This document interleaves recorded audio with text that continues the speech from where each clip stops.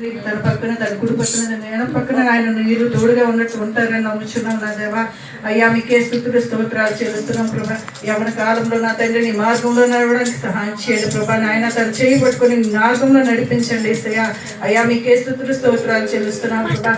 తన ఉన్న ప్రదేశంలో నా తండ్రి నీకు నాయన మహిమకరంగా నాయన ఎదగడానికి సహాయం చేయండి ఏసయ్యా. నాయన స్తోత్రాలు చెల్లిస్తున్నాం ప్రభా. ఇగో నవీన్ కూడా జ్ఞాపకం చేసుకుని ప్రభా. చదువు విషయంలో జ్ఞాపకం చేసుకుని ప్రభా. అయ్యా తగిన భవిష్యత్తును దయచేయమని అడుగుచున్నాను ప్రభా. అయ్యా తన ప్రతి చదువులో నా తండ్రి అయ్యా మంచి రిజల్ట్ రావడానికి సహాయం చేయండి ప్రభా. పిల్లల భవిష్యత్తును కూడా నాయన ప్రార్థిస్తున్నాం నా తండ్రి. తన వాళ్ళ కాళ్ళ మీద వాళ్ళు నిలబడడానికి సహాయం చేయండి ప్రభా. మంచి జీవితాన్ని దయచేయండి ప్రభా. మంచి భవిష్యత్తును దయచేయమని అడుగుచున్నాను ప్రభా. నీకు అసాధ్యమైనది ఏది లేదు ప్రభా. అయ్యా నీ వైపు చూడడానికి వాళ్ళకి మంచి మనసును దయచేయమని అడుగుచున్నాను ప్రభా.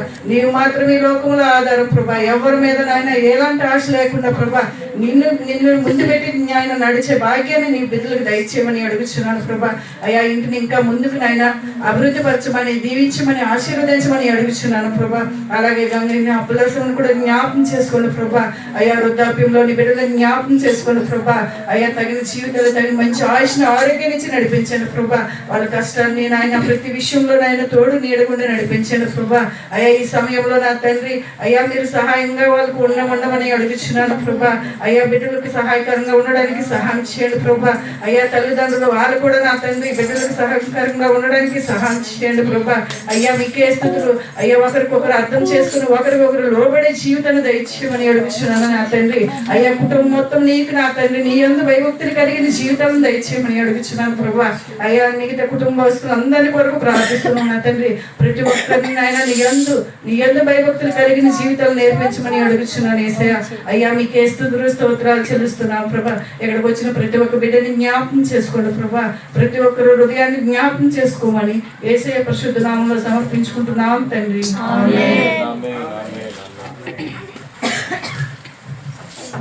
అద్వితీయ జీవం కలిగిన పరిశుద్ధ బాబువు మన పట్ల ఈ రీతిగా ఉండి దేవుని యొక్క అమూల్యమైన పరిశుద్ధ రక్తము, గొర్రెపిల్ల రక్తము, విమోచకుని రక్తము, గొల్గతా యొద్దకు ప్రభు యొక్క శిలువ యాగము నడిపించినట్లుగా ప్రభు రాకడ వరకు మనలందరినీ ప్రభు యొక్క వాగ్దానము నిత్యము నెరవేర్చబడును గాక. ప్రియ దేవుని సంగమా, దేవుడు 31వ దినముగా శిలువ దినాలు ఇంకా మన ముందు 7 రోజులు మాత్రమే ఉన్నాయి. దేవుని సంగమా గురువారం వరకు అని లెక్కేశాను. కనుక దేవుడు ప్రేమించి మనకి ఇచ్చినటువంటి ఈ శ్రేష్టమైన ధ్యానాలను మరింతవరకు 31 వర్తమానాలు వినబోతూ ఉన్నారు. దీంతో దేవుని యొక్క కృప నాగరాజు గారికి, అరుణమ్మ గారికి, వారికి ఇచ్చిన చక్కని యవన బిడలకును చేరి వచ్చిన సంఘము ప్రభు ఇంకా మిమ్మల్ని బహుగా ఆయన పునరుత్థాన ప్రభావంతో ఆవరించిన గాక. ప్రియులారా, దేవుడి యొక్క సన్నిధిలో మరి వర్షము ఎంతో కృపను బట్టి చాలా తెరిపించింది. దేవుని యొక్క సన్నిధిలో మనం ఉన్నాం. ఈరోజు మందిరంలో జరుగుతుందేమో అనుకున్నాం దేవుని బిడ్డలారా, కానీ దేవుడు చాలా ఉన్నతమైనటువంటి మేఘాన్ని మన మధ్య ఈ రాత్రి ఉంచి దేవుడు నాగరాజు గారు అన్నమ్మని వారి యొక్క దాహాన్ని తీర్చునుగాక. ఆమేన్. దేవుడు ఆయన నామమే బలమైన నామము. దేవుడు అనే మాట ఇంగ్లీష్ లో జీఓడి, గాడ్ అంటారు. జీ అంటే జనరేటర్, దేవుని బిడ్డలారా. ఓ అంటే ఆర్గనైజేషన్, డి అంటే డిస్ట్రాయర్.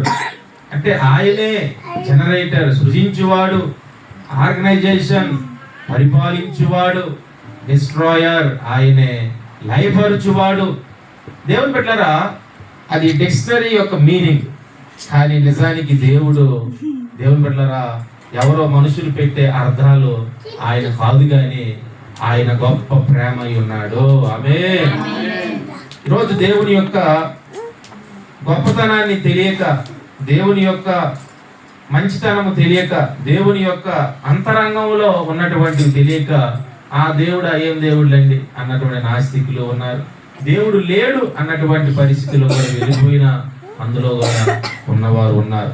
కానీ ఏదేమైనప్పటికీ దేవుడు ఉన్నాడు. ఆయన లేకుండా ఈ సృష్టి అనేటువంటిది లేదు. చూడండి, మనము బస్సులో ప్రయాణం చేస్తున్నప్పుడు కొన్ని గృహాలు అక్కడక్కడ ఖాళీ స్థలాల్లో కట్టి ఉంచుతారు. ఎక్కడో ఒకటో రెండో ఇల్లులు, కానీ అందులో మనుషులు మాత్రము ఉండరు. కానీ చూస్తాం ట్రైన్లో కానీ బస్సులో కానీ ఏదో నడిచి వెళ్ళినప్పుడు కానీ, ఏంటి ఆ చివర ఒక ఇల్లు ఎవరు కట్టారు బాబు, ఎవరు లేరు, కానీ ఎవరో ఆ ఇల్లుని కట్టారనే సంగతి అయితే మనకి తెలుస్తూ ఉంది. కానీ నాస్తికులు అనుకుంటారు దేవుడు లేడు. మరి ఆ ఇల్లు కట్టినటువంటి మేస్త్రి గారు మేడెక్కి బాబు నేనే కట్టాను అని ఆ తాపి పట్టుకుని రోజు అందరికి కనిపించిన అందరికి ఊపుతాడమ్మా, చూడండి నేనే కట్టాను, నేనే రంగులేసానండి బాబు, చూడండి కరెంట్ పని నేనే చేశాను చూడండి అని ఎవరు కూడా, ఏ గృహము కూడా కట్టే వ్యక్తులు అక్కడ ఉండరు. సృష్టికర్త అనే దేవుడు కూడా చాలా వరకు అందరూ అనుకోవచ్చు కదా, ఏంటంటే దేవుడు మీరు సువార్త ఎందుకు ప్రకటించాలి, దేవుడు దేవుడు అని అంటారు.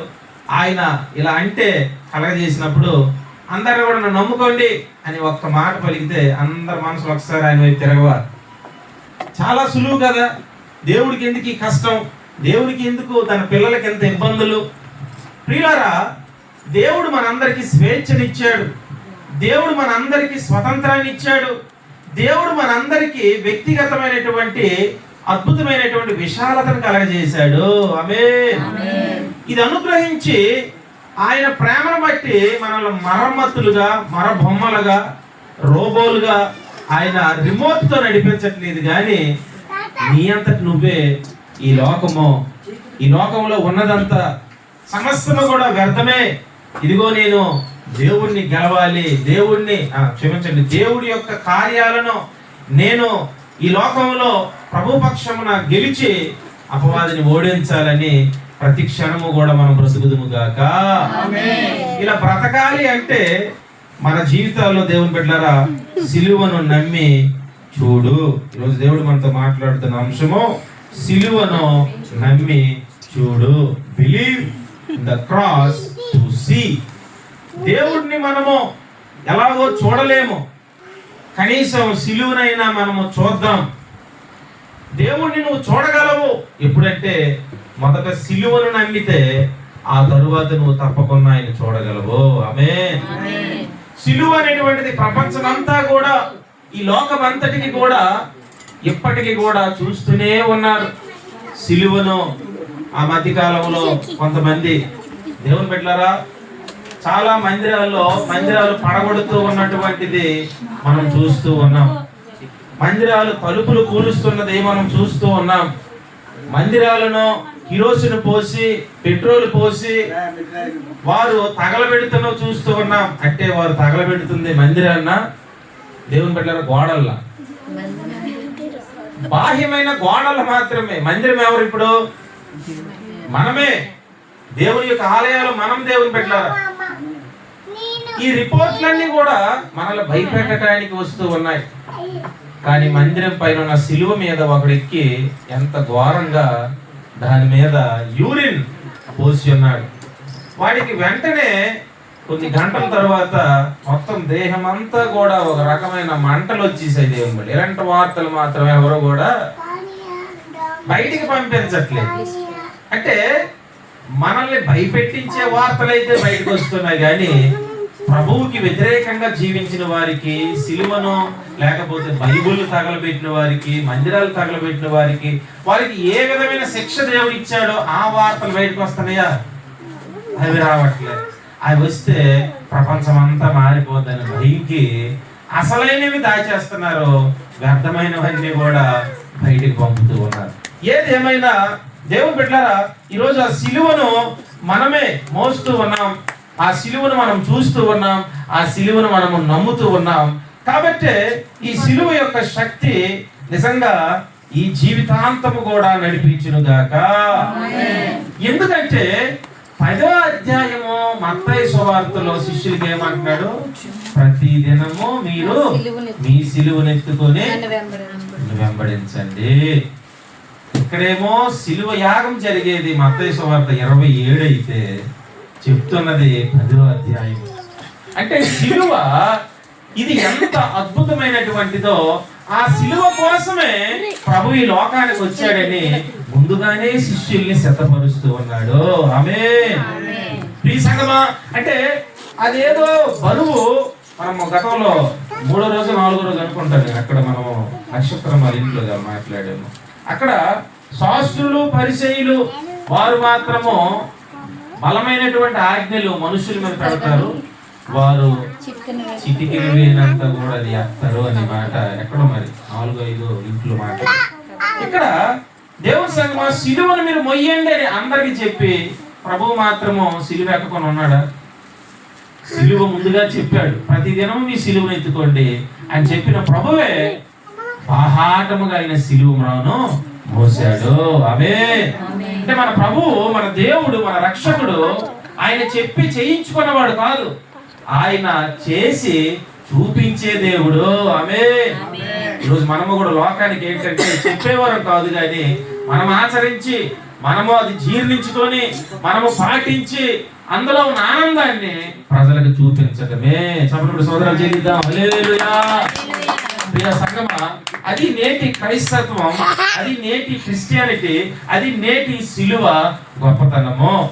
ఈరోజు ఇక్కడ ఈ యొక్క యోహాను సువార్తలో చాలా బాధాకరమైనటువంటి సన్నివేశాలు ఈ రాత్రి ప్రజలైనటువంటి ఇశ్రాయేలు గూర్చి మనము వింటూ, క్రొత్త నిబంధనలో ఉన్నటువంటి గొప్పతనం ఏంటో ఈ రాత్రి మనం ఈ సిలువను నమ్మి చూస్తే ఏం జరుగుతుందో మనం నేర్చుకుందాం ప్రియులారా. అయితే ఈ 3వ అధ్యాయము మొత్తం మీరు చదివినప్పుడు చాలా అద్భుతమైన విషయాలు ఉన్నాయి. మనం ఆ 2-3 వచనాలు చూసేసి ఇంకెందులో ఏం లేదు కదా అన్నట్లుగా మనం ఉండకూడదు. ప్రతి అక్షరం కూడా విలువైనటువంటి మాట ప్రియులారా. అయితే ఇక్కడ ప్రజలు ఎలా ఉన్నారంటే, చూడండి 12వ వచనం, సంబంధమైన సంగతులు నేను మీతో చెప్పితే మీరు నమ్మకున్నప్పుడు పరలోక సంబంధమైనవి మీతో చెప్పిన యెడల ఎలాగూ నమ్ముదురు. మొదట భూ సంబంధమైన విషయాలే చెప్తూ ఉన్నాడు దేవుడు, లోక సంబంధమైన విషయాలే చెప్తూ ఉన్నాడు ప్రభు. ప్రకృతి సంబంధమైనటువంటి లోకంలో జరిగే ఎన్నో విషయాలు చెప్తుంటే మనుషులు నమ్మట్లేదు. మరి పరలోక సంబంధమైనవి చెప్తే అనుకోండి ఇదంతా ఒకటి బోటకమైంది, అంత అబద్ధం. పరలోకం ఎక్కడ ఉంది అసలు? చనిపోయిన తర్వాత ఆత్మ పరలోకం వెళ్తుందా? నరకం అనేది కిందన ఒకటి ఉందా? ఇది నిజమా అని ఎన్ని రకాలుగా ఎన్ని సందేహాలు. మరో కొంతమంది అయితే ఇంకా కొన్ని జన్మలు ఉన్నాయని, ఇంకా పుడతారని, గతంలో మీరు అలా పుట్టేవారు, గతంలో ఈ జంతువులుగా పుట్టారు, ఇప్పుడైతే మనుషులుగా పుట్టారు, ఇంకా రాబోతున్న తరాల్లో ఏమవుతాదో, ఇలాంటి ఎన్నో ఎన్నో లోక సంబంధమైనటువంటి వార్తలు మాత్రము నమ్ముతూ నిజమైనటువంటి ఆత్మ సంబంధమైన సంగతులు నమ్మబుద్ధి కావట్లేదు. అంటే మనస్సు, తలంపు, ఆలోచనలు అన్నీ కూడా దేంతో నింపిపోయి ఉన్నాయంటే భూ సంబంధమైన సంగతులతో. ఈ భూ సంబంధమైన సంగతులు అనేకమైనవి కూలికిపోయి ఉన్నాయి. అవి ప్రభు ఎంత బయటికి అవి లాగుతున్నా, అవి తొలగిస్తూ ఉన్నా, వాక్యం అనే పర సంబంధమైన మహిమ కలిగినవి ఒక్క రవ్వంత కూడా వెళ్ళనివ్వకుండా అంతగా ఉక్కిరిపోసి ఉన్నాయి దేవుని బిడ్డలారా. అయితే రాత్రి మనం తప్పకుండా సిలువను నమ్మితే, ఆయనను చూస్తే ఈరోజు నీ జీవితంలో గొప్ప కార్యాలు జరుగుతాయి. ఇక్కడ మొదటగా వీరు ఏం చేశారంటే, ఆయన నా కార్యాలను వారు నమ్మలే దేవుని బిడ్డలారా. చూడండి మరొక మాట, కీర్తనల గ్రంథం 107వ కీర్తన 10-12 చరణాలు చదవండమ్మా. కీర్తనలు 107వ కీర్తన 10వ చరణం 12వ చరణం. దేవుని ఆజ్ఞలకు చూడండి, దేవుని ఆజ్ఞలకు లోబడక మహోన్నతుని తీర్మానమును తృణీకరించినందున బాధ చేతను ఇనుము కట్ల చేతను బంధింపబడిన వారై చీకటిలోను మరణాంధకారములోను నివాసము చేయువారిగా హృదయములో ఆయన ఆయాసము చేత కృంగజేసెను. వారు కూలి ఉండగా సహాయుడు లేకపోయెను. దేవుని సంగమా, ఇనిమి కట్లు అటండి, మామూలు పుల్కాస్ కట్లు కాదు, అది కొబ్బరి తాడుతో చేసిన ఆ కట్లు కాదు, ఇది ఇనిమి కట్లు దేవుడే కలగ చేశాడు. ఎందుకంటే నమ్మబుద్ధి కావట్లేదు. ఆయన ఆజ్ఞ యందు ఆయన యొక్క ప్రతి మాట యందు నమ్మకం ఉంచలేదు. దేవుడు ఎంతో ప్రేమించాడు, ఎంతో నడిపిస్తున్నా వారు గమనించలేకపోయారు. ఆ పైన చూడండి, ఒక మాట అంటాడు 6వ వచనం, అందులో వారు కష్టకాలమందు చూడండి, వారు కష్టకాలమందు యెహోవాకు మొరపెట్టిరి, ఆయన వారి ఆపదల నుండి వారిని విడిపించెను. ఆమేన్. దేవుడు మొదట ఖండితంగా మాట్లాడుతాడు. నేను అసలు రాను, నిన్ను జ్ఞాపకం చేసుకోను, నువ్వు అందులోనే ఉండు, నా మాట వినలేదు కాబట్టి, నేను చెప్పింది నువ్వు లక్ష్యం చేయలేదు కాబట్టి, నీవు నన్ను విడిచిపెట్టి పారిపోతున్నావు కాబట్టి దేవుడు చాలా బాధపడుతుంటాడు. కానీ మరలా బాధలో పడిపోయినా, ఇరుక్కులో పడిపోయినా, సమస్యల్లో శోధనలో పడిపోయినా దేవుడు రాకుండా ఉంటాడా? మరలా ఆయనే సహాయకుడిగా వస్తూ ఉన్నాడు. ఆమేన్. నిన్ను పుట్టించినందుకు, నిన్ను నిర్మించినందుకు, నిన్ను కలగజేసినందుకు నాకు తప్పదు కదా కుమారుడా, కుమార్తె అని ఆయన ప్రతి పరిస్థితుల్లో కూడా ఆదుకుంటూనే ఉన్నాడు దేవుని సంగమం. ఈ ఇశ్రాయేలీయులు ఆ రీతిగా మొదటగా ప్రభువును వారు నమ్మలేదు. వారు భూ సంబంధమైన విషయాల యందు మనసు ఉంచారు. దేవుని సంగమా, యోహాను సువార్త 3:14 వచనం చూడండి. 14 ఇక్కడ అరణ్యములో మోషే సర్పమును ఎలాగు ఎత్తెనో అలాగే విశ్వసించిన ప్రతివాడును నశింపక ఆయన ద్వారా నిత్య జీవం పొందినట్లు మనుష్య కుమారుడు ఎత్తబడవలెను. హల్లెలూయా. ప్రియ సంగమా, చూడండి, ఇక్కడ మోషే ఎత్తడ సర్పాన్ని పెట్టాడటండి. ఆ మాట మనకి సంఖ్యాకాండము 21వ అధ్యాయంలో మొత్తం ఆ విశ్లేషణ అంతా ఉంటది. ఒకసారి తీద్దాం.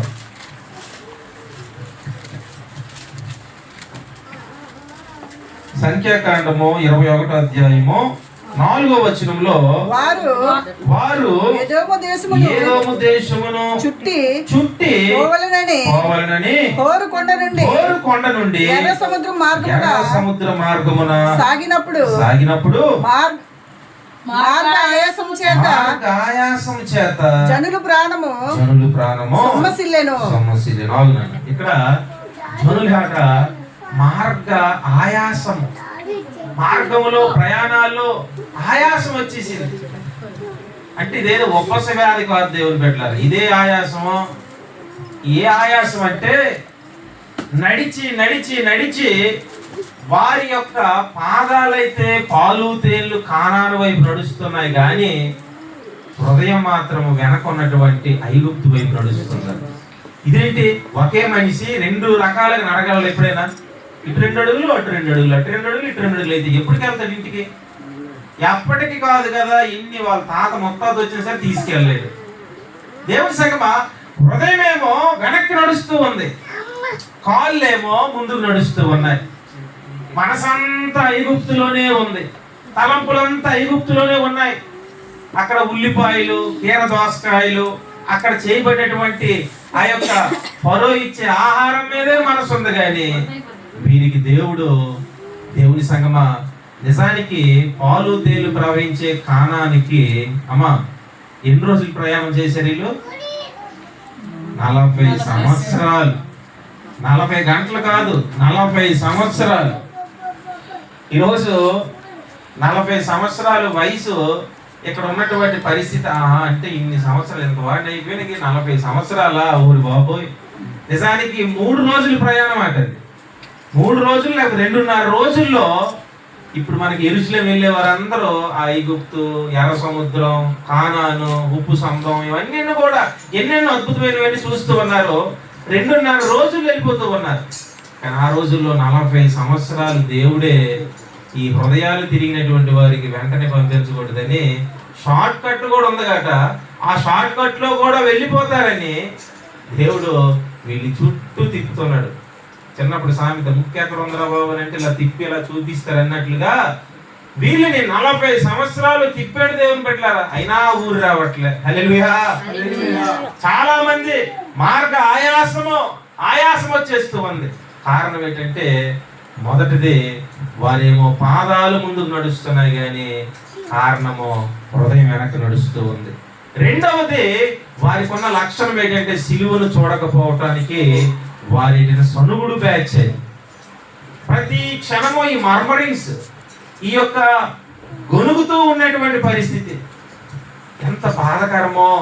కొన్నిసార్లు ఇంట్లోనే చూడండి, ఏదైనా సరైన కూరలు లేకపోయినా, బాగా వండకపోయినా గొనుగుతుంటారు కదండి. కొన్నిసార్లు అనుకున్న పరిస్థితులు ఏమీ లేకపోయినా చాలా పరిస్థితుల్లో ఇంకా గొనుగుతుంటే ఆ లోపల ఉన్న వారికి కోపం వచ్చేసుకుంటుంది. ఏది బాబు ఆపమ్మా సనుగుడు, ఆపు నీ గొనుగుడు. పక్కన ఇంకేమైనా గొడవలు ఆగిపోయినా సరే, కేకలు ఆగిపోయినా సరే, ఇంకేదో చిన్న కేక కనబడినా సరే చూసేవా ఇంకా కేకలు అక్కడ అవుతున్నాయి, ఇంకా ఏం లేచిపోతుంటది. అంటే ప్రేరేపణ. అది సైలెంట్ అయితే అమ్మ ప్రశాంతంగా నేను వీధి హల్లెలూయా.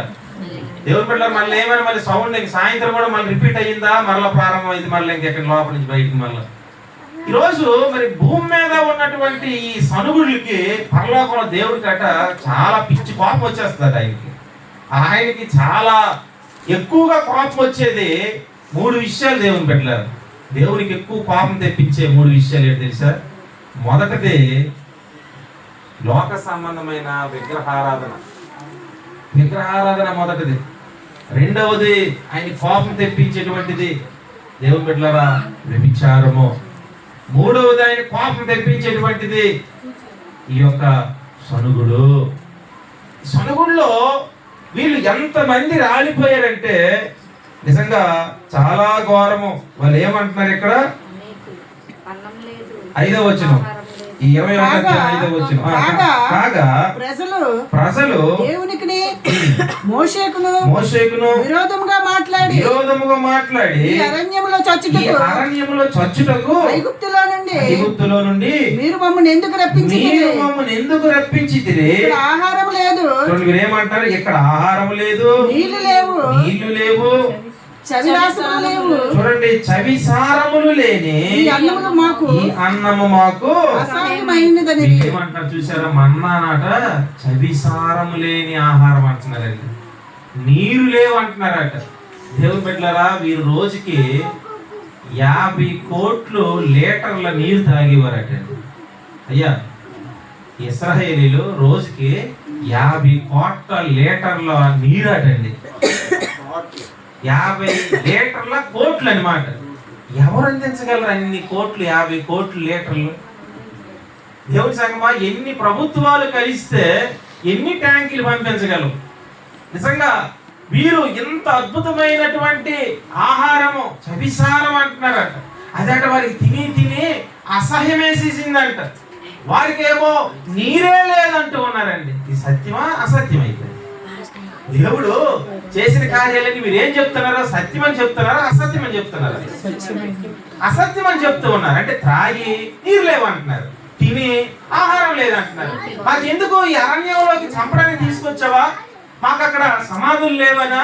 మాకు ఏంటి సమస్య? మాకేంటి కష్టాలు? మాకేంటి బాధలు అని ఇలాంటి మాట్లాడుతుంటే దేవుడికండి కొన్నిసార్లు చూడండి, మనం మేలులు చేసిన తర్వాత ఎవరికైనా సరే వాళ్ళ మాకేమిచ్చారు, మాకేం చేశారు అంటే హృదయం అంత బాధ అనిపిస్తుందండి. అయ్యో, వీళ్ళు అప్పుల్లో ఉంటే, కష్టాల్లో ఉంటే, బాధల్లో ఉంటే, లేమిలో ఉంటే, ఎన్నో శ్రమల్లో ఉంటే, ఎన్నో రకాల లేవలేని పరిస్థితులు లేపితే ఏంటి అసలు ఏమి చెయ్యలేదని అన్నారని ఆ మనసు నిజంగా జీవితాంతం అటువంటి వారితో మాట్లాడబుద్ధి కాదు. దేవుడు ప్రియులారా ఇన్ని అద్భుత కార్యాలు చేసి, ఇన్ని ఆశ్చర్య కార్యాలు చేస్తే నిజంగా వారంతా ఒకటి అయిపోతున్నారు. ఇంకా వెంటనే దేవుడు శాపకరమైన పాపకరమైన సర్పము కాదు, సర్పములు, వెంటనే ఈ పాపకరమైన సర్పములు దూరిపోతున్నాయండి. ఇటు చూస్తే ఒక్కొక్కటి పొడిచేస్తున్నాయి. అక్కడ పొడిచినట్టు లేదు కానీ కరుస్తున్నాయి అంట. అవి కరిచేస్తూ ఉన్నాయట. కరిచేసి విషమం ఎక్కిపోతూ ఉందన్నమాట. ఒక్కొక్కడికి తాపం వచ్చేస్తూ ఉందన్నమాట.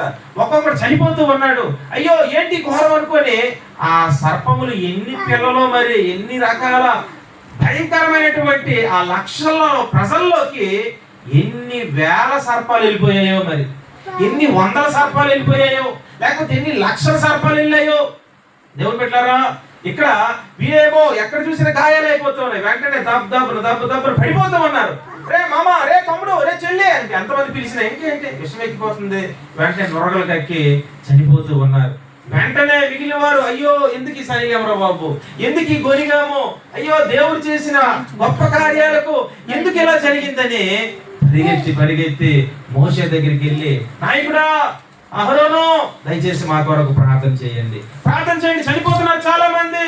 వెంటనే ప్రభు చెప్తూ ఉన్నాడు, మోషే నువ్వు ఒక కర్రను తీసుకో, ఆ కర్రకు పైన ఒక స్తంభం తీసుకొని ఆ స్తంభం పైన ఎత్తడి సర్పాన్ని, అది కూడా పాప సర్పమే, ఎత్తడి ఒక సర్పాన్ని చేసి దానికి నువ్వు పెట్టు. ఆ స్తంభానికి ఎంతమంది అయితే ఆ సర్పం వైపు చూస్తారో, ఆ సర్పం వైపు చూసిన, అంటే ఇది భూమి మీద పొడిచిన సర్పం కాదు, ఇదే సర్పమమ్మా, ఎత్తడి సర్పము. దేవుని బిడ్డలారా, ఎత్తడి సర్పాన్ని ఇలా చూస్తున్నప్పుడు వెంటనే ఇలాగా అందరిలో విషం అనేది వెళ్ళిపోతూ ఉంది. హల్లెలూయా.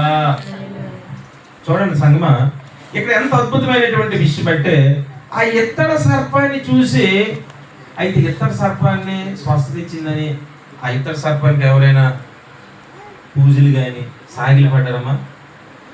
అక్కడ ఇత్తడి సర్పము స్వస్థత ఇచ్చినట్టు మనం వాక్యం చూస్తూ ఉన్నాం. కానీ దాన్ని ఎవరో కూడా సాగిలిపోయినట్లు కానీ, సరే అందరికి స్వస్థత వచ్చింది కదని ఎవరో కూడా సెల్ఫీలు తీసుకోవడం కానీ అక్కడ ఏమేమి చేశారా? ఏమీ చేయలేదు. ఈరోజు దాన్ని చూసి చాలా మంది స్వస్థతను పొందారు. అద్భుత కార్యము దేవుడు జరిగించాడు. ఆమేన్. అంటే ఆయన మాట, వజ్రాన్ని వజ్రంతోనే తీయాలంటారు, ముళ్ళుని ఎప్పుడు అలా తీయలేదండి, పిన్నీసులతోనే తీసుకుంటారు. మీరు మళ్ళీ ముళ్ళుతో తీస్తే ఇంకా జాగ్రత్తగా రెండో దగ్గర దూరుతుంది అనేసి పిన్నీసి ఉందమ్మా, లేకపోతే అల్లిపిన్ ఏంటంటారు దేన్ని, సూది దారం, ఎంతో కూడా తీసేవాళ్ళు ఉన్నారు. అంటే సామెతలు బాగా ఉంటాయి. ముళ్ళుతో తీయాలి, వజ్రంతోనే కొయ్యాలి, పాముతోనే చంపాలా. ఇక్కడ సర్పము అనేకుల్ని కరిస్తే చనిపోతూ ఉండగా చాలా మంది దేవుడు పెట్టారా, ఆ సర్పాన్ని వెంటనే ఇత్తడి సర్పం చేయమన్నాడు. చూడండి, ఇదొక పనిష్మెంట్ మోషేకి, ఇదొక పని. వెంటనే ఎక్కడ లేని ఇత్తడంతా సేకరించి మరలా దాన్ని సర్పాన్నిగా చేసి ఆ స్తంభం మీద పెట్టినప్పుడు దాన్ని చూసిన వెంటనే అందరికి కూడా స్వస్థత వచ్చింది. హల్లెలూయా. ప్రియులారా, ఈరోజు ఈ ఇత్తడి సర్పాన్ని, అమ్మా చూడండి, ₹1,00,00,000 మాట వినండి. ఇత్తడి సర్పాన్ని చూసిన వారికి ఆ రోజుల్లో ఇశ్రాయేలుకి మాత్రమే స్వస్థత వచ్చింది.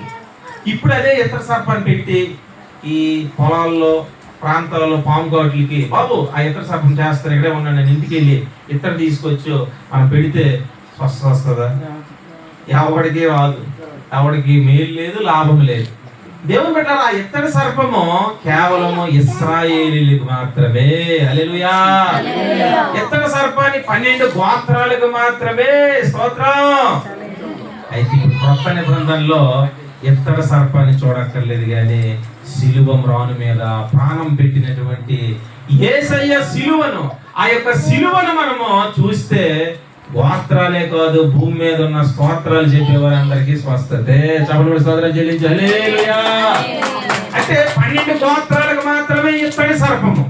కానీ ఇప్పుడు భూమి మీద ఎన్ని కోట్ల ప్రజలు ఉన్నా వారందరూ సిలువను జ్ఞాపకం చేసుకుంటే, సిలువను గూర్చిన వార్త నశించుచున్న వారికి వెర్రితనముగాని రక్షింపబడుచున్న మనకు దేవుని యొక్క శక్తి. ఆమేన్. 18 చెప్తాడు అన్నమాట. ఈరోజు మనకి దేవుని బిడ్డలారా, ఈ సిలువను గూర్చిన వార్త, సిలువను గూర్చిన శక్తి మనకి ఎంతో బలాన్ని ఇస్తూ ఉంది. మరణమైపోతున్న పరిస్థితుల్లో మనం లేవనెత్తుతూ ఉంది. అయితే ఈ సిలువ పాత నిబంధనలో అదేంటంటే శాపానికి గుర్తుగా ఉంది. చదవండి మీ మాట ఒకసారి. యెహోషువ గ్రంథము 8వ అధ్యాయము 29వ వచనం. యెహోషువ గ్రంథం 8వ అధ్యాయము 29వ వచనం. యెహోషువ హాయి రాజును సాయంకాలం వరకు రాను మీద వేలాడదీసెను రొద్దుగొక్కించినప్పుడు సెలవీయగా జనులు వాని శవమును రాను మీద నుండి దించి ఆ పురద్వారము ఎదుట దాన్ని పడవేసి దాని మీద పెద్ద రాళ్ళ కుప్ప వేసి అది నేటి వరకు ఉన్నది. అందులోనే 10వ అధ్యాయము 26, 27 కూడా చదవండి. అది యెహోషువ గ్రంథం 10వ అధ్యాయము. యెహోషువ హాయి నివాసులందరినీ నిర్మూలన చేయు వరకు వీటిను పట్టుకొని చాచిన తన చేతిని తిరిగి 10:26 చదువునా. తరువాత యెహోషువ వారిని కొట్టి చంపి 5 చెట్ల మీద వారిని వేలాడదీసెను. వారి శవములు సాయంకాలం వరకు ఆ చెట్ల మీద వేలాడుచుండెను. చాలమ్మా. ఇక్కడ దేవుడు పెట్ట 5 చెట్ల మీద 5గురిని వేలాడదీశారు. ఈ చెట్లు వాటి పైన ఉదయం నుంచి దానికి వేలాడుతూ ఉన్నారు. భారతీపురం దగ్గర పాటపల్లి గుర్తుంది కదండి, అక్కడ ఎర్రమనాయుడు గుడి అంటారు. అక్కడ కూడా ఒక 7 సంవత్సరాల క్రితం ఒక చెట్టుకి ఒక పురుషుడు వేలాడి ఉన్నాడు, ఇలాగ చనిపోయాడు అన్నమాట. అయితే తన భార్య తన బామ్మర్దులు కొంతమంది ఏదో అక్రమ సంబంధాల నిమిత్తము అతన్ని చంపేసి వేలాడదీశారనేటువంటి అక్కడ ఆ వార్త మరి ఏమైందో బయటికి అది నాకు తెలియదు, కానీ అక్కడైతే ఆ చెట్టుకు వేలాడదీశారు ఉదయం నుంచి సాయంత్రం వరకు. దేవుని సంగమా, పాత నిబంధనలో ఇలా వేలాడదీయబడినటువంటి చెట్లకి చంపేసేవారు. వాళ్ళకి హాయి రాజును కూడా అలాగే వేలాడదీశారు. అని సాయంత్రం అయితే ఆ శవాన్ని తీసి వారు ఒక రాతి కుప్పలో పెట్టి కుప్పలు వేసేసేవారు. ఈరోజు ఇవి సాయంత్రం వరకు ఉంటే ఏమై ఉన్నాయట, దేశానికి అపవిత్రత. శవము బ్రాను మీద వేలాడితే ఏమవుతుందమ్మా, దేశమంతటికి శుభమా అశుభమా? అశుభం, అపవిత్రత, భయంకరమైన బలహీనతలు. శవం ఎక్కడ ఉంటుందో, పీనుగులు ఎక్కడ ఉంటాయో అక్కడ గ్రద్దలు, కాకులు, రాబందులు, భయంకరమైన పరిస్థితులన్నీ కూడా. రోజు ఈ సిలువను మాకెందుకు, ఈ సిలువలో చనిపోయిన వాడు శాపగ్రస్తుడు అని బైబిల్ చెప్పట్లేదు. హల్లెలూయా. అంటే లోకములో ఉన్నటువంటి పాపమంతా కూడా నిజానికైతే శాపమే. మనందరి శాపము, మనందరి పాపము, మనకు రావలసినటువంటి యొక్క చెట్లకు వేలాడదీయబడవలసినటువంటి శిక్ష ఆయన నా పిల్లలకొద్దు, ఆ శిక్ష నా మీద ఇయ్యండి అని ఆ శిక్ష అంతా కూడా ఆయన ఆ సిలువ మ్రాను మీద మోసాడు. ఆమేన్.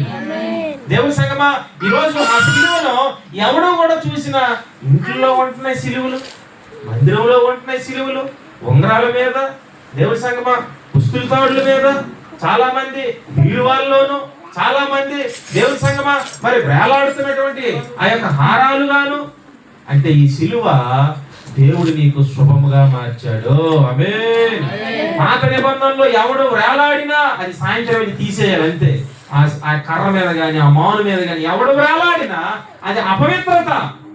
కానీ యేసయ్య ఆ సిలువలో చనిపోయేసరికి, ఆ సిలువలో ప్రాణం పెట్టేసరికి ఆ సిలువకి ఏమొచ్చిందమ్మా, విలువ వచ్చింది.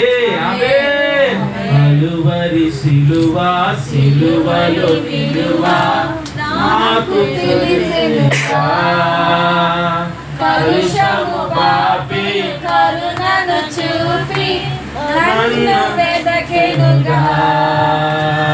అజేయుడా విజేయుడా సజీవుడా సంపూర్ణుడా, అజేయుడా విజేయుడా సజీవుడా సంపూర్ణుడా. హల్లెలూయా. ఈ సిలువ మనకి విజయముగా మార్చాడు, ఈ సిలువ మనకి జయముగా మార్చాడు, ఈ సిలువ మీకు శుభముగా మార్చాడు. అయితే ఈ సిలువ ప్రతిరోజు కూడా మనం చూడాలి. సిలువనంటే ఏదో ఒక ఆ కర్రను చూసినట్లుగా మనం చూడకూడదు దేవుని బిడ్డలారా. ఆ యొక్క మ్రానును చూసినట్లు చూడకూడదు. ఇశ్రాయేలీలు ఇత్తడి సర్పాన్ని చూసేవారు. ఎప్పుడు చూశారు? ఆ అడవిలో, ఆ అరణ్యంలో మాత్రమే చూశారు. ఆ తర్వాత దాటిన తర్వాత ఇంకెక్కడైనా ఇత్తడి సర్పం చేశాడా? ఇంకెక్కడా చేయలేదు. అయితే అలాగని వీళ్ళు సనగడం మానేశారా? కొనగడం మానేశారా? వారికంటే ముత్తాతలం మనం ఇప్పుడు. హల్లెలూయా. దేవుని సంగమా, ఎంతగా అంటే ఇంకా సనుగుల్లో నెంబర్ 1 అంటే ఇంకా ప్రపంచంలో దేవుని బిడ్డలమే. రోజు ఎంత సరిగినా గొరిగినా ఇప్పుడు ఎన్ని సర్పాలు వచ్చినా ఏవి కూడా దేవుని బిడ్డలారా ఇప్పుడు సర్పానికి బదులుగా ఏమి మనకి కరడానికి వస్తూ ఉన్నాయి?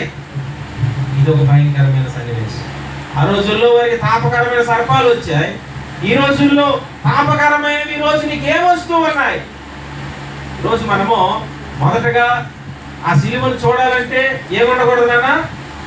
పాదాలు వారికి ఏమో కానాను వైపు, మనస్సేమో ఐగుప్తు వైపు. రెండవది నిత్యము కూడా సనుగుడు గునుగుడు దేవుని పెట్టారా. మూడవదిగా వారు దేవుని పెట్టారా వారు ఏం చేశారంటే నమ్మకపోయి ఉన్నారు. వారు నమ్మకపోయి ఉన్నారు, నమ్మట్లేదు. ఇంత జరిగినా సరే ఇంకా మీరు చదవండి, ఈ వాక్యం చదువుతుంటే ఏంటి ఇంత ఘోరంగా ఉన్నారు ఇశ్రాయేలీలు. ఇవన్నీ కూడా పౌలు అంటాడు మనకట ముంగుర్తులుగా ఉన్నాయట. ఆమేన్. అంటే ఇవన్నీ మనము జ్ఞాపకం చేసుకోవడానికి, ఇవన్నీ కూడా మనకి తెలియటానికి దేవుడు రాసి ఉంచాడు. రోజు దేవుని సంగమా ఆ సిలువను చూసే విషయంలో మనం చాలా జాగ్రత్తగా, ఈరోజు ఎంత అద్భుతమైనటువంటి కృప దేవుడు మనకి ఇచ్చాడు దేవుని బిడ్డలారా. నిజానికి వారేమో అరణ్యములో ఇత్తడి సర్పము, మనకైతే ఇప్పుడు సిలువ పైన డైరెక్ట్ గా యేసయ్యే దిగి వచ్చేసాడు. ఆమేన్. యేసయ్య దిగి వచ్చి ఉండగా ఆయన మనము సిలువ వేయబడ్డది. అయితే ఇప్పుడు ఒక మాట, ప్రతి దినము కూడా మీరు ఏది ఎత్తుకోమన్నాడు? మీ సిలువను ఎత్తుకోమన్నాడు. యేసయ్య సిలువను అనలే. ప్రతిరోజు మీ సిలువను ఎత్తుకొని నన్ను వెంబడించండి.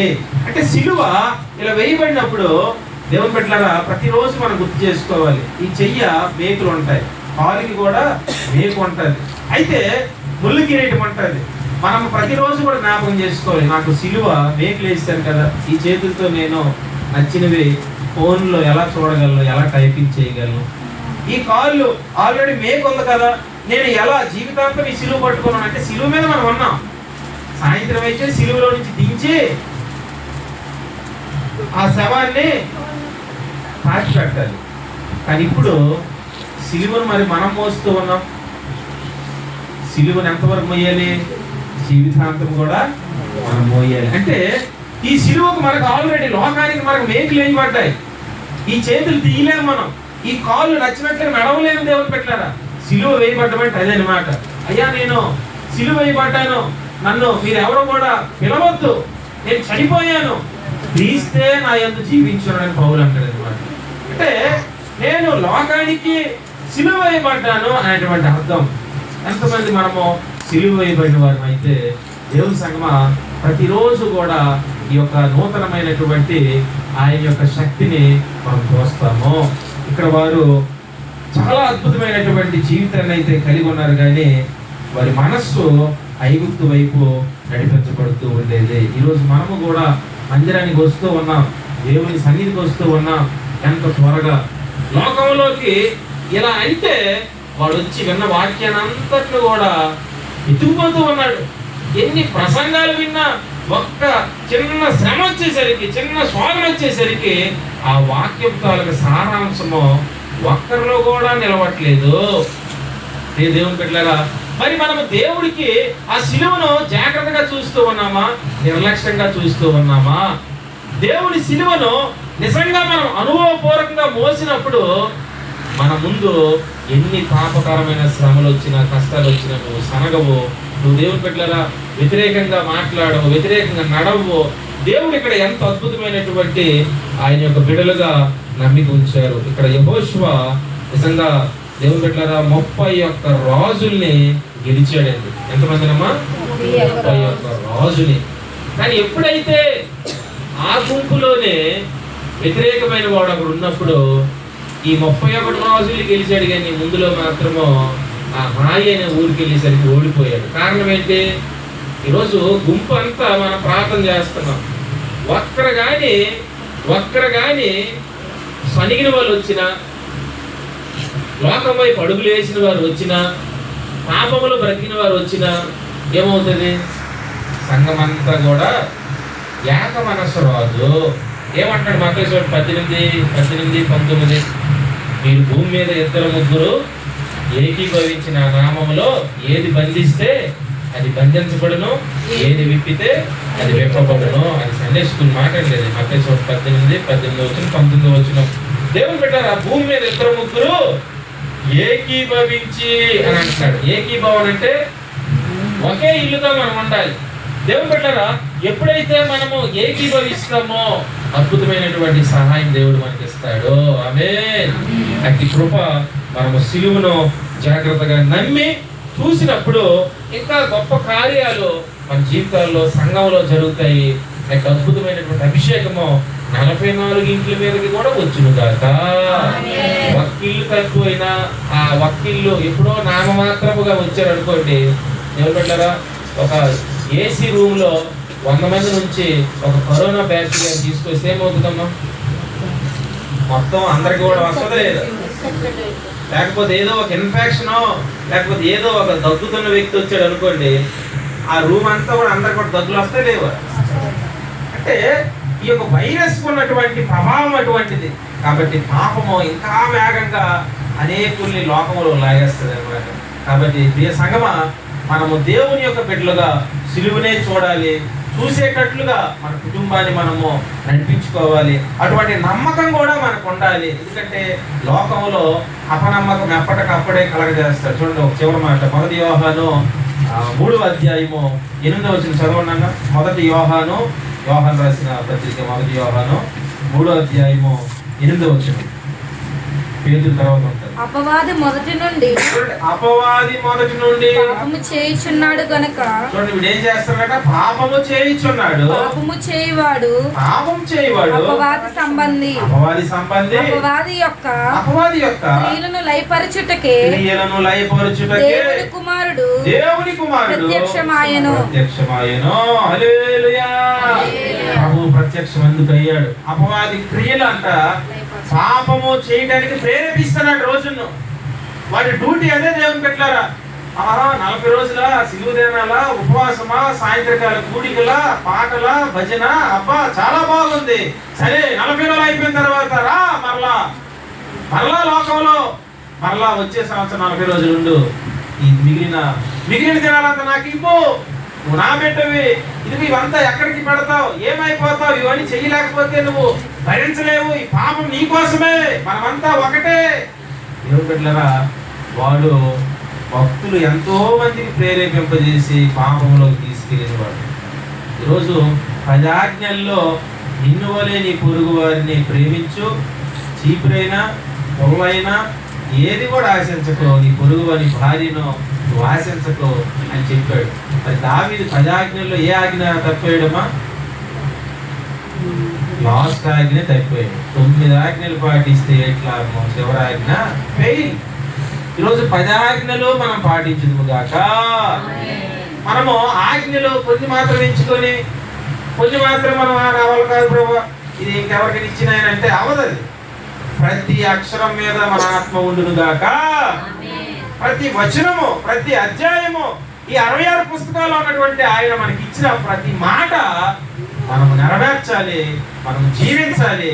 జీవించలేకపోతే అడగాలి, ప్రభువా నాకు అవ్వట్లేదు ప్రభువా, నాకు సాధ్యం అవ్వట్లేదు ప్రభువా, ఇదిగో నాకు ఈ ప్రేరేపణలు వస్తున్నాయి, నాకు ఈ ఆలోచనలు వస్తున్నాయి, ఎందుకు ప్రభువా నాకు విజయం ఇవ్వట్లేదు ప్రభువా అని నీవు గట్టిగా కానీ అడిగితే ఈ రాత్రే ఆ సిలువను చూస్తుండగా నమ్మినట్లయితే అద్భుతమైన శక్తిని జీవితంలో విడుదలవుతుంది. అట్టి కృప ప్రభు ఈ రాత్రి మనందరికి అనుగ్రహించి నడిపించును గాక. ప్రార్థన చేసుకుందాం. ప్రేమ కలిగిన దేవుడు నీ ఎద్దుకు వచ్చున్నాడు.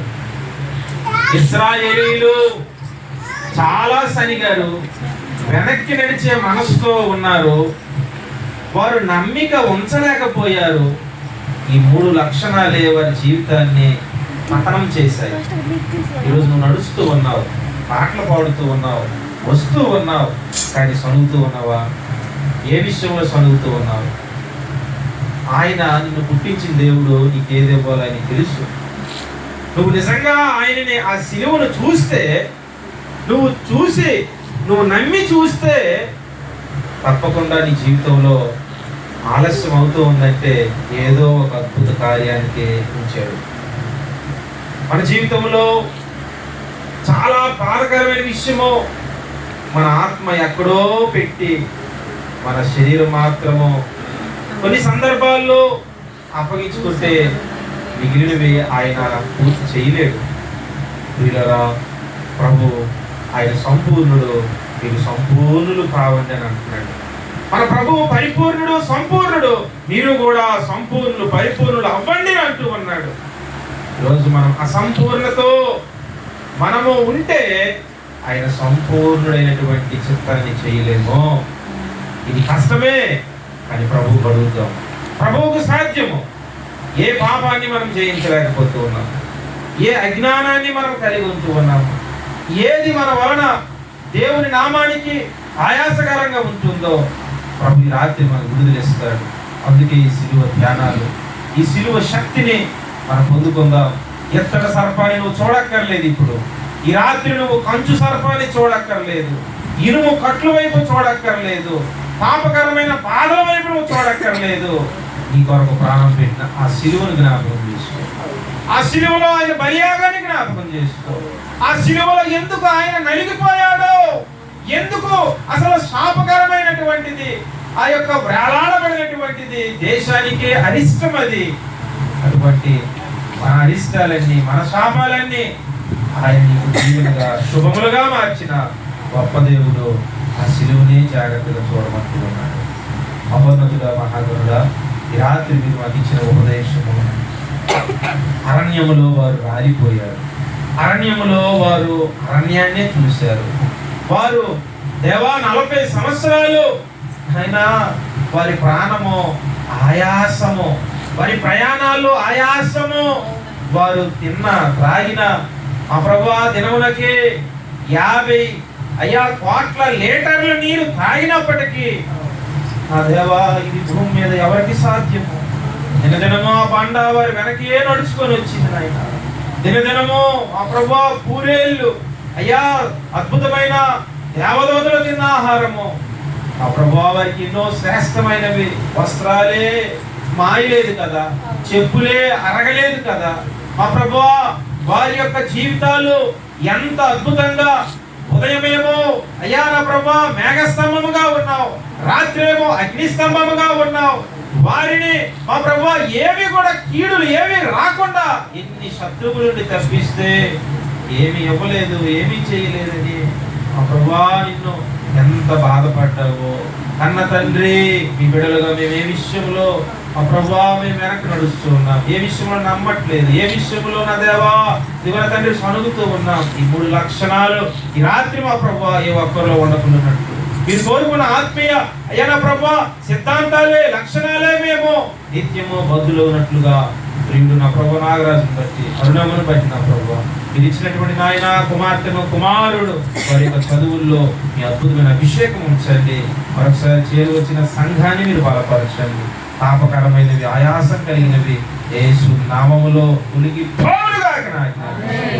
నూతన అభిషేకము సిలువను ప్రభువా జాగ్రత్తగా చూస్తూ అద్భుతమైనటువంటి కృపను పొందుకుని దేవన ప్రభా ఇదిగో గంగమ్మ నా ప్రభా గంగయ్య గారిని అప్పల నరసింహుడు ప్రార్థన చేస్తూ ఉన్నారు. వారిని కూడా మీ కృపతో నింపండి, స్వస్థపరచండి, బలపరచండి. మీరు ఇచ్చినటువంటి గర్భఫలములను ఆ ప్రభా బిడ్డలందరినీ అయినా మీరు దీవించమని బహుగా మీ ఆత్మతో నింపమని యేసు నామములో అడుగుతున్నాము తండ్రి. మా యొక్క తండ్రి మీ నామం పరిశుద్ధపరచబడునుగా, మీ రాజ్యం వచ్చునుగా, మీ చిత్తం పరలోకమున నెరవేర్చబడును, భూమి మీద నెరవేర్చబడునుగా.